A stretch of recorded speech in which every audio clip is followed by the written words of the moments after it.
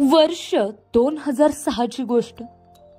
नागपूर शहरातील चौकाचौकात एका कपड्याच्या दुकानाच्या जाहिरातींचं मोठं मोठं होल्डिंग लावण्यात आले होते. त्यावर एका मॉडेलचं चित्र होतं.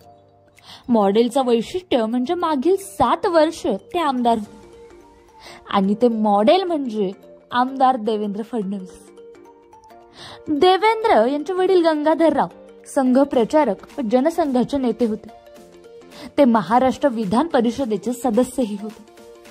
देवेंद्र यांनी कायद्याची पदवी घेतली, मात्र वकिली करण्याऐवजी त्यांनी MBA केले. नंतर त्यांनी जर्मनीच्या डहेन सेंटर एज्युकेशन मधून प्रोजेक्ट मॅनेजमेंट मध्ये डिप्लोमा केला. देवेंद्र अवघ्या 17 वर्षाचे असताना त्यांच्या वडिलाच्या हृदयविकाराच्या झटक्याने निधन झाले.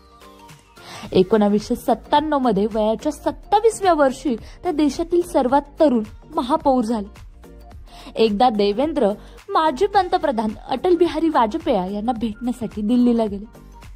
त्यांचं मॉडेलिंगचं प्रकरण हे अटलजींपर्यंत गेलेलं होतं. अशा परिस्थितीत त्यांनी देवेंद्र यांना बघताच या मॉडेल आमदार या अशी हाक मारली. वडिलांमुळे शालेय जीवनापासूनच राजकारणात रस होता.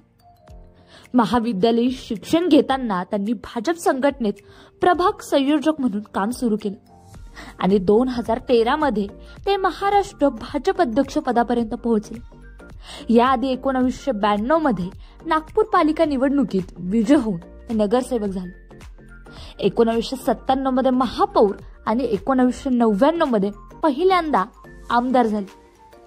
त्यांच्या नेतृत्वाखाली 2014च्या महाराष्ट्र विधानसभा निवडणुकीत पक्षाने 122 जागा जिंकली.